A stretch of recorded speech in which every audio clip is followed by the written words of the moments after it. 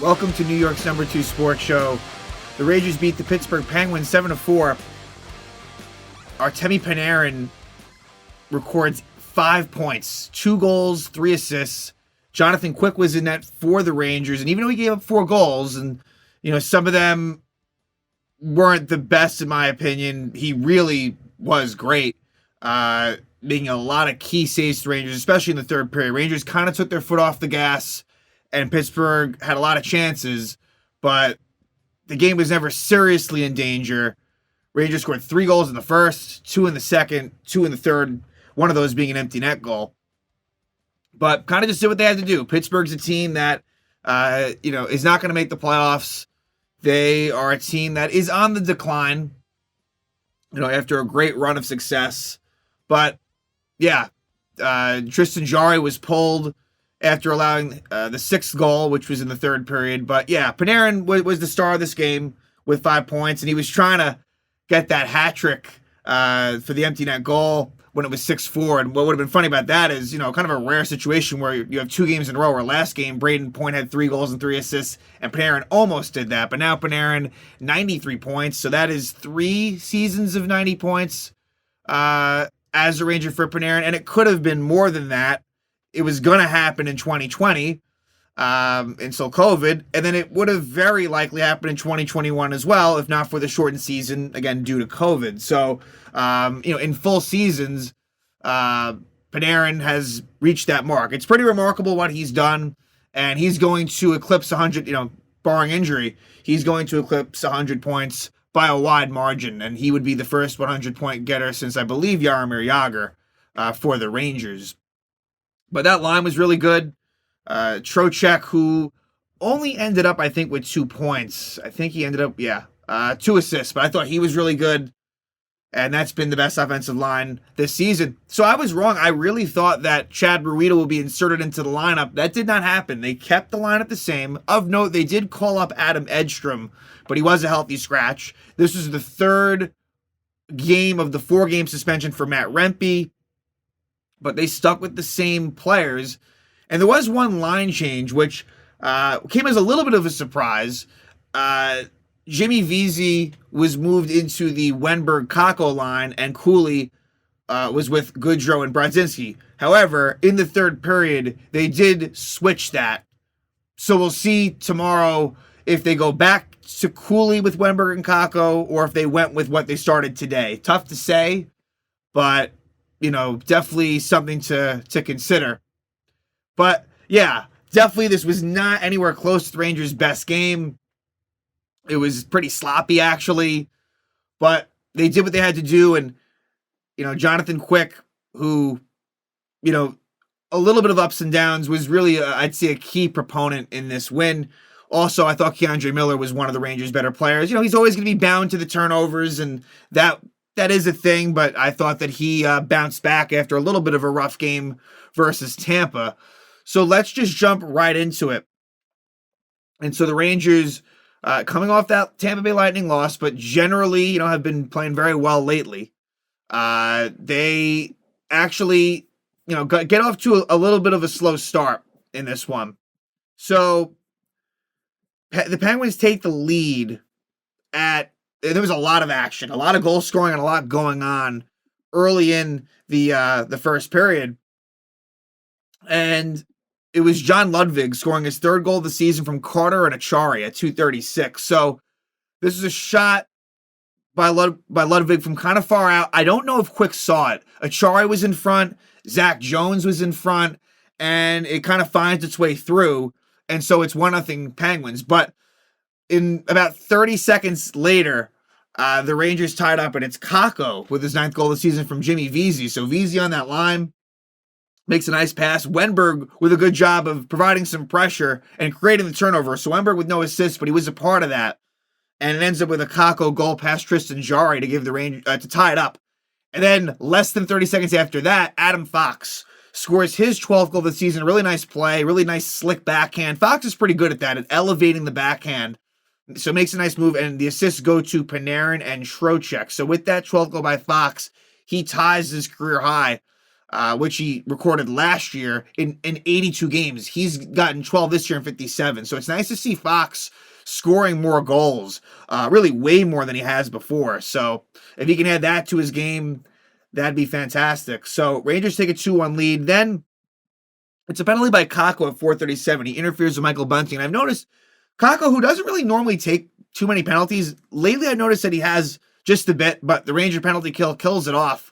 And then the Rangers get a power play. At 7:56, Drew O'Connor slashes Lexi Lafreniere, but the Rangers power play does not score. And then at 12:27, the Penguins tie it up, and this was a lot of good zone time by the Penguins, and it ends up with a goal by Brian Rust, his 20th goal of the season from Crosby and O'Connor. What I'll say on this goal and the next one is that Jonathan Quick was just a little bit out of position. And so what ends up looking kind of like an easy goal, I will put a little bit of blame on Quick. Like, he was just kind of a little too helter-skelter, not calm enough, and was moving from side to side. And look, a lot of that was because the Penguins had a lot of good zone time, good possession, and it does end up as a goal for Brian Rust. But the Rangers respond again. At 15:32, Artemi Panarin scores his 37th goal of the season from Trocheck and K'Andre Miller. What a pass by Trocheck. Just saucers it. So there was a Penguin defenseman that was trying to break it up, and he was on on ice level, on his belly, basically. And Trocheck is able to just put a little sauce on it, right to Panarin. Just a beautiful goal. And Rangers have a 3-2 lead going into the second period. In the second, Rangers take a penalty at 4:45. Adam Fox holds Lars Eller. Rangers kill that off. But then at 9:30, Will Cooley interferes with Ricard Raquel. And keep in mind, there's been a lot of chances. Rangers hit a lot of posts. They had like 4 posts in the second period. So Rangers could have honestly had like 10 goals in this game.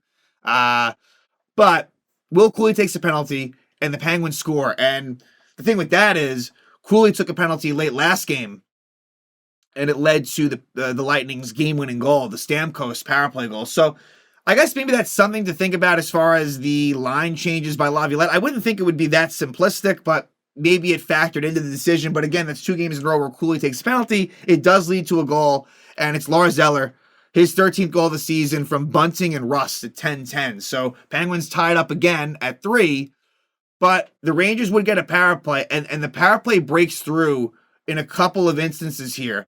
Nola Chari at 16:15 trips Johnny Brodzinski. So good job of Brodzinski drawing that penalty. Still wasn't thrilled with the fact that he was in the lineup, but he was able to help there. And the Rangers do score a power play goal, and it's Panarin. So his second goal tonight, 38th goal of the season from Kreider and Fox. So it's a shot by Fox from the point. The puck is loose. Jarry can't handle it. Kreider is able to kind of get it to Panarin somehow. And Panarin, with a little bit of patience, is able to score. Gives Rangers a 4-3 lead. And then Chris Letang with a really bad penalty. Unsportsmanlike conduct. I guess after that goal, I'm not sure exactly what happened. I'm not sure if he was arguing with the refs. He was pretty fired up, and they called the penalty on him.